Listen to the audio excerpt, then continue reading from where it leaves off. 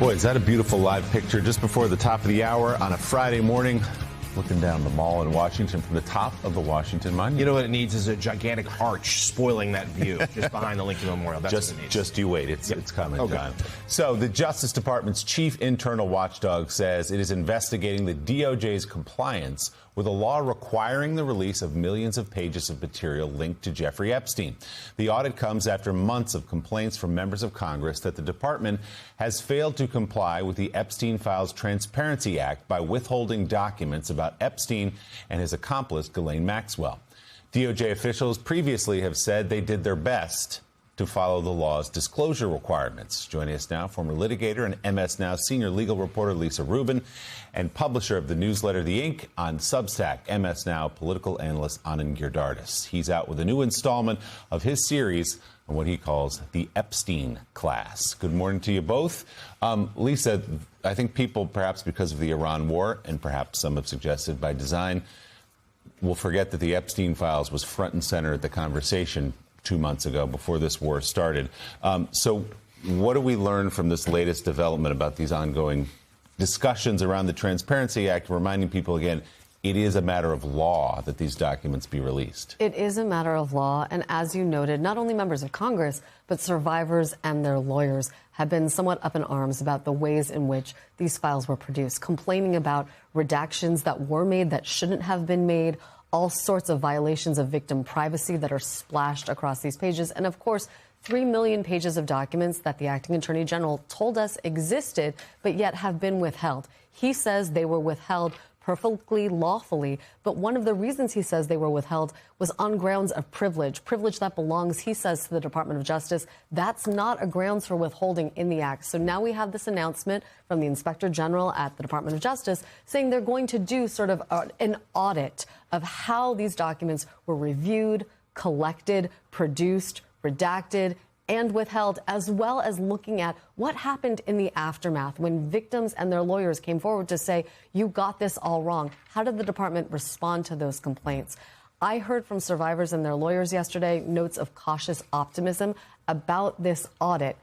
I thought this was a good thing until I spoke to a former Inspector General, Michael Bromwich, who explained to me that an audit is sort of the lowest level review that an Inspector General can do. And one of the things that it doesn't include is sort of a 360 review by interviewing high-ranking people at the department. That's because an audit is designed to sort of suss out, is there a problem and how do you solve it? Not, was there misconduct going on here for which individual people are responsible? That, I think, will be a big disappointment to survivors and their lawyers, as well as members of Congress, if that's how this review turns out. Yeah, at least that's what I was going to ask you, is if you had any initial reaction from survivors and their attorneys.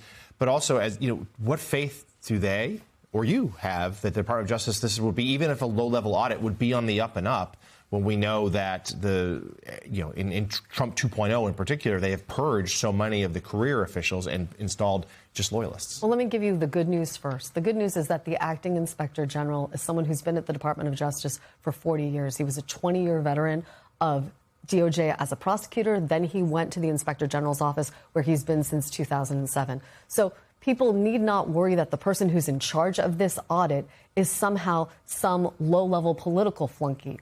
On the other hand, the very contents of an audit are, as Mr. Bromwich told me yesterday, not designed to get at the heart of what I think survivors and their lawyers are concerned about. That having been said, I heard from a bunch of survivors and their lawyers yesterday, and the reaction was mixed. Danny Bensky, who's been on our air a lot, is a very prominent and forward-facing survivor, told me it's amazing news, a little spark of hope. But then I heard from Eric Fudali, who with his partner Lisa Bloom represents about 10 Epstein survivors. And his response, I think, was very pointed and maybe appropriately so, with the hopes that this is not just another partisan performance for this administration to pretend they care about Epstein survivors. I look forward to reviewing what the audit recovers from this clear attempt at thwarting transparency and accountability. And I think the reason Eric says that is, in all of the Sturm und Drang about the Epstein files, we have not seen high-level people at the Department of Justice put themselves forward to meet with or talk to Epstein survivors. Very famously, the former Attorney General, Pam Bondi, wouldn't turn around at a congressional hearing to look at them. And so when people like Eric Fudali say, I want to make sure this isn't another partisan performance at pretending we care about them. There is some predicate for a statement like that. Yeah, and the concern is that this is just a token move so they can say they did something. So, Anand, in the fifth and final piece of your series on what you call the Epstein class, and a lot of people are calling now, you detail what you say makes these people so powerful. Anand writes this. Is this, in the end, what we might learn from the Epstein files? That these people do their kabuki fighting in public and have each other's backs in private when stuff gets real. And we live lives with many of the same challenges, but imagine our neighbors to be as bloodthirsty and ignorant of the world as an uncontacted tribe of cannibals. Nothing can reach those dolts. They are who they are. Nothing will ever change their mind. We have none of the sense of mercy for each other that the Epstein class displays for its own. That mercy, in their case, comes from class solidarity. It comes from the solidarity of patriarchy. And in their abiding mutual support, they encourage us through the media organs they own, through the social media platforms whose algorithms they code, through the political levers they operate to keep bickering. Our tribalism protects their impunity. Expand on that a little more, if you would, on it. I mean, just listening to Lisa, you have a bunch of women made a decision over the last some years, some months, to basically make a potentially life-altering, for some life-ending as they know it, decision to come forward. I think we can say to a person, none of those women is going to benefit on the level of an individual by that choice, right? I mean, no one's life gets better as an individual for doing that. But they did it. We saw the images of them on Capitol Hill and elsewhere.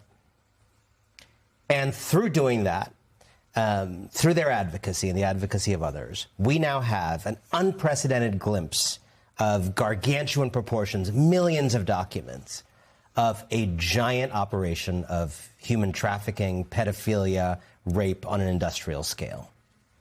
It's all in the open. We have it. We have a big part of what the Department of Justice has, if not all of it. And a regular person watching this could well ask, and what? Not one arrest?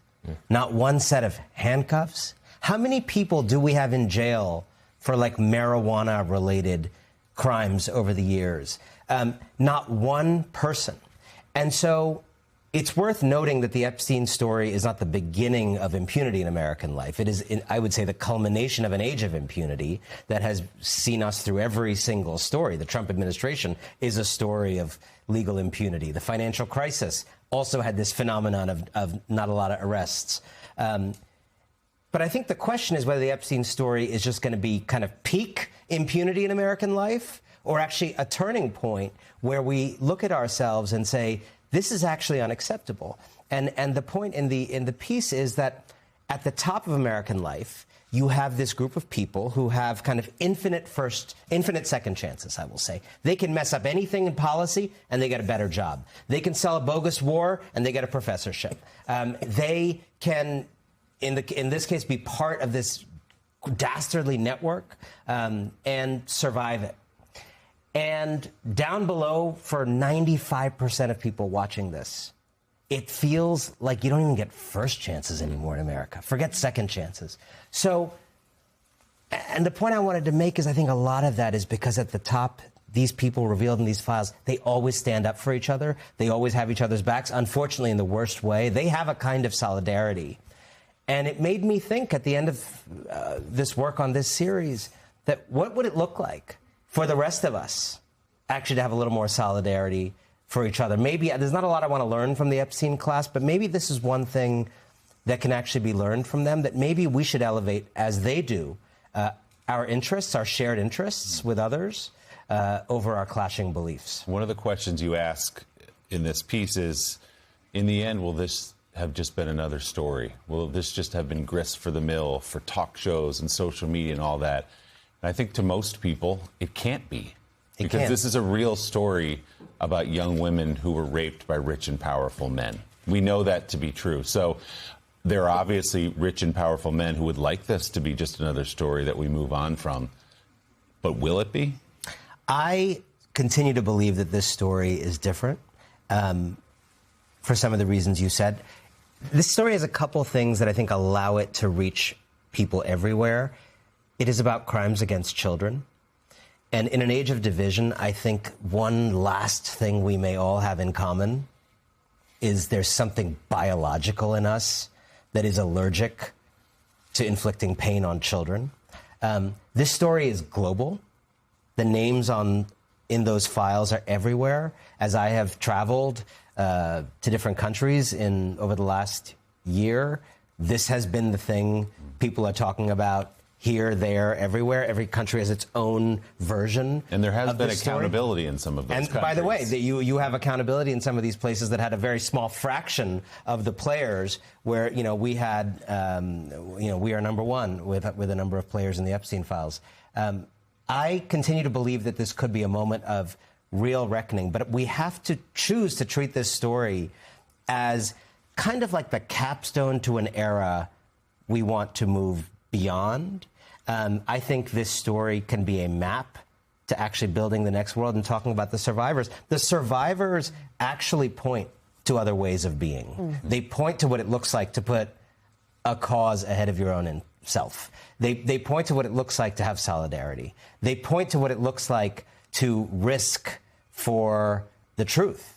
Those are values that could be of great value to our society, and I truly hope this becomes.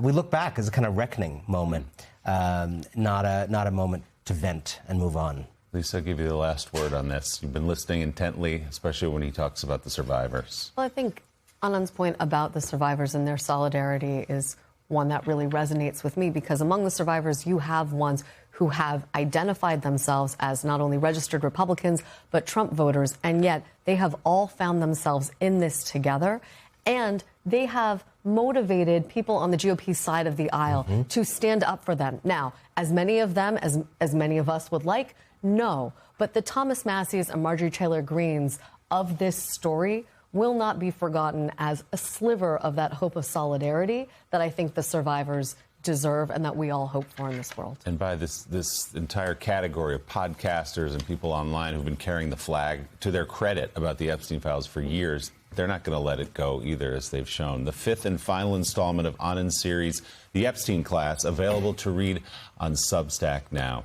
MS Now analyst Anand Giridharadas, thanks so much as always. Lisa Rubin, thank you as well. We're going to